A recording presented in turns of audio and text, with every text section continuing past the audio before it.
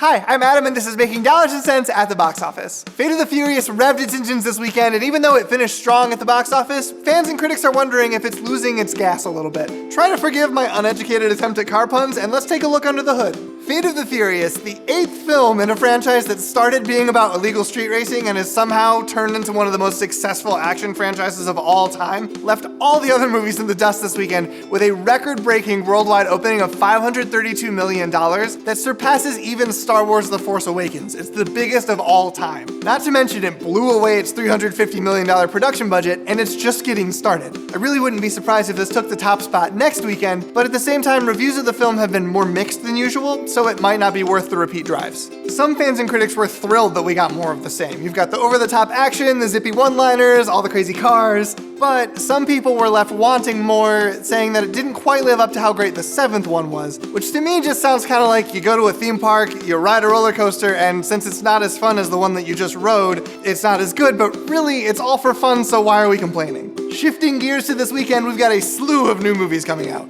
First up is Disney Nature's new documentary, Born in China, about pandas. Look at them, they're so cute.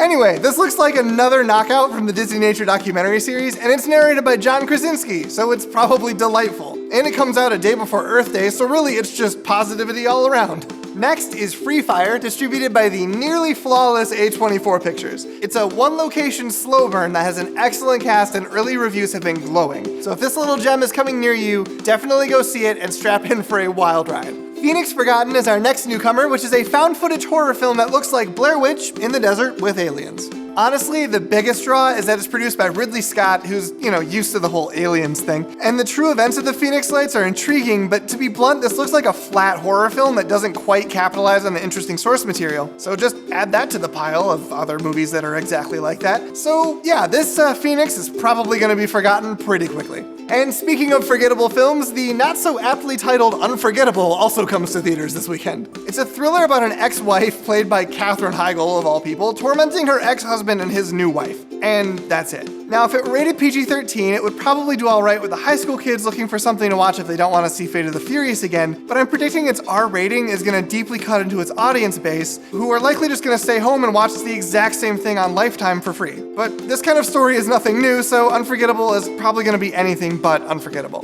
The Promise is our final newcomer of the weekend, which is a historical drama about the final years of the Ottoman Empire during the Armenian Genocide. Reviews of the film have been pretty underwhelming, but it does star Christian Bale and Oscar Isaac, so their star power might make the audience reception a little bit warmer.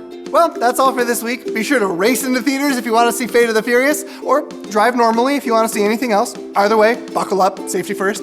If you like this, hit subscribe, like or comment if you want to join the conversation, and we will see you next week on Making Dollars and Cents at the box office.